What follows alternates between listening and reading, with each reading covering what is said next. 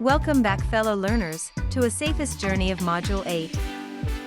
Before we proceed, let's rewind for a quick recap of Module 7, focusing on fall protection, to maintain the integrity and reliability of the system. Now it's time to experience the life-saving power of fall protection in action.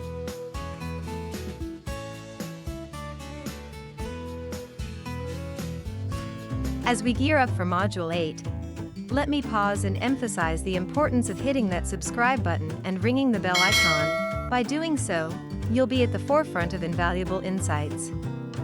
But make sure you've caught up on the previous modules. They serve as your guiding stars in this educational journey. Now, let's delve into Module 8, focusing on personal protective equipment, from OSHA 1926 Subpart E. The preciousness of every human life is emphasized in this module. Despite this, thousands of workers face fatalities due to negligence and inadequate safety measures, especially in the construction industry. Here, we focus on minimizing or eliminating such tragedies. The Occupational Safety and Health Administration mandates employers to safeguard their employees from workplace hazards using proper engineering controls or work practices. And when these controls aren't feasible, using personal protective equipment becomes crucial. Our focus in this module is to provide a foundational understanding of OSHA's pivotal role in preventing and eradicating work-related casualties and fatalities. Module 8 unfolds across 3 vital lessons. First, we'll delve into protecting employees from workplace hazards. Next, we'll explore head, eye, face, hearing, foot, hand, and body protection. Lastly, we'll discuss the crucial topic of choosing personal protective equipment.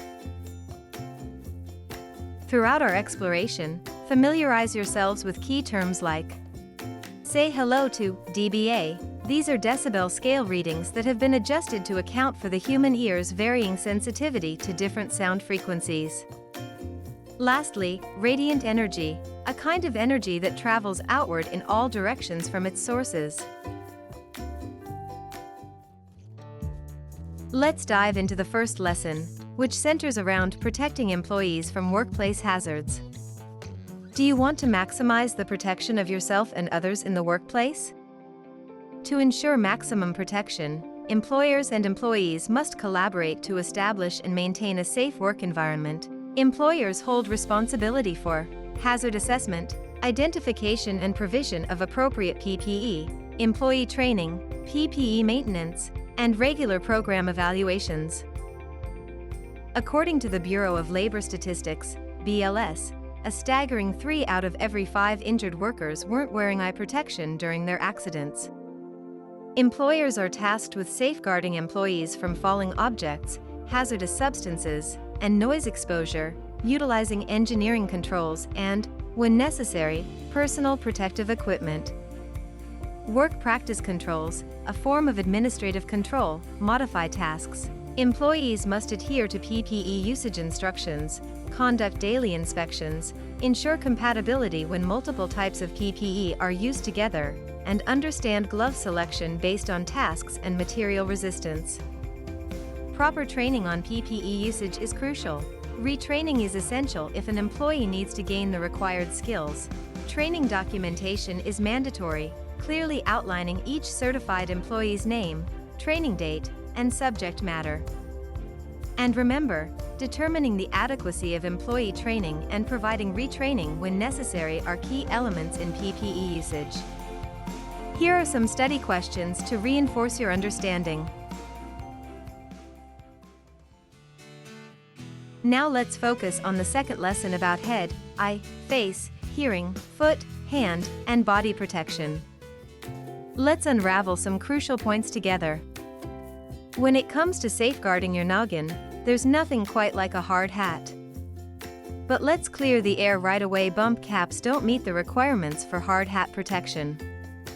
Now, hard hats aren't just a one-size-fits-all deal. They come in 3 distinct classes. First up, we have Class G, also known as general hard hats.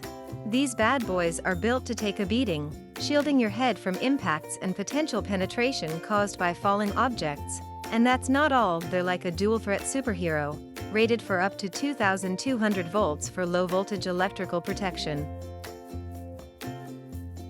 Next in line, we've got Class E hard hats, the electrical safeguarding champions. Stepping up the game, they provide increased resistance against high-voltage shocks, up to a whopping 20,000 volts. Lastly, we've got Class C hard hats, the conductive comrades. These sturdy helmets, made from aluminum, are all about impact protection from falling objects and debris. However, let's be clear, they don't pack any electrical protection punch. Imagine a world where safety isn't just a priority but a mindset. When it comes to safeguarding yourself against potential injuries, especially around the face and eyes, having the right protective gear is non-negotiable. Let's explore some essential equipment that can be game changers in keeping you safe. First up, we have safety goggles. These aren't just your average eyewear, they're the guardians of your eyes, shielding them from flying debris, harmful chemicals, or any unexpected hazards. Then there are full face shields. Think of them as your personal force field. These shields cover your entire face, acting as a sturdy barrier against splashes, sparks, or any potential facial impact. In the hustle and bustle of our work environments, there's an unsung hero that often goes unnoticed: hearing protection. Earplugs and earmuffs, your silent defenders in the battle against noise-induced hearing damage. Keep them close, and keep your hearing safe and sound. In the world of work, where our hands are our most trusted tools, protecting them is a top priority. Let's explore these hand defenders, the unsung heroes of protection. Chemical-resistant gloves, electrical insulating gloves, cut-resistant gloves, leather gloves, and insulated gloves, each with its own superpowers. In the bustling world of work, where every step matters, protecting your feet is a non-negotiable. Steel toe boots, composite toe boots, metatarsal guards, electrical hazard boots, and slip-resistant boots, each with its unique shield-like qualities. Let's reinforce your understanding with some study questions. Now we are moving to today's final lesson about choosing personal protective equipment.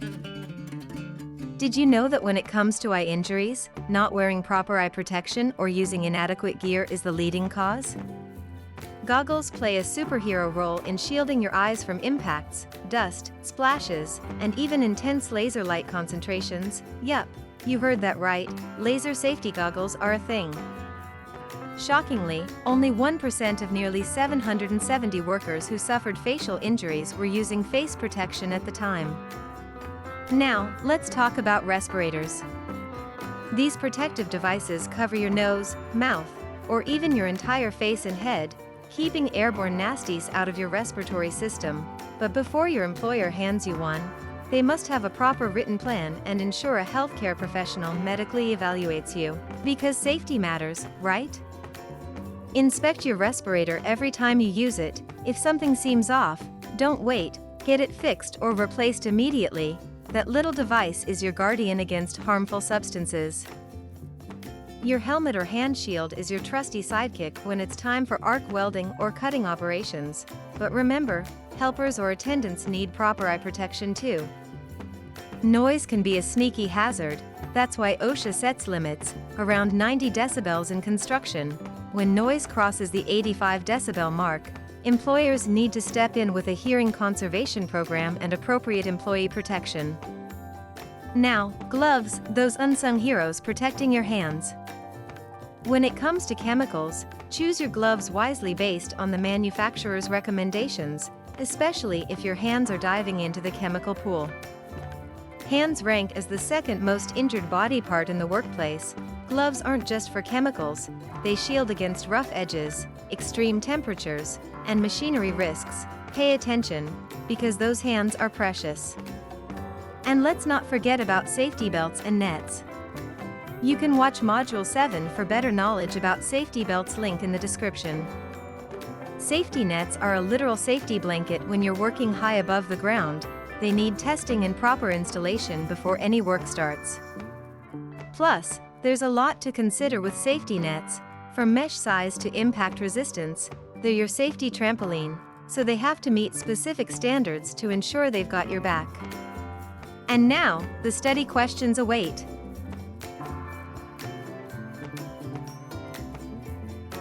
The statistics surrounding personal protective equipment, or PPE. According to the Bureau of Labor Statistics, a mere 31% of construction laborers utilize PPE, leaving many workers vulnerable to preventable accidents.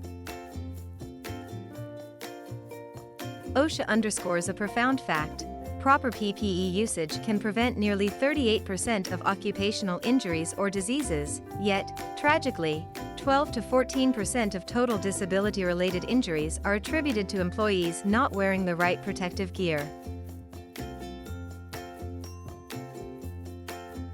Imagine the consequences: hearing loss without earplugs or earmuffs, lacerations to hands and fingers without protective gloves, or serious head injuries due to a lack of hard hat protection. But here's the powerful truth. We can rewrite this story. We can transform these numbers into tales of safety and resilience. Together, by fostering awareness and education and ensuring accessible, user-friendly PPE, we can change these outcomes. Let's pave the way for a future where every worker is safeguarded, injuries become a thing of the past, and safety becomes the norm.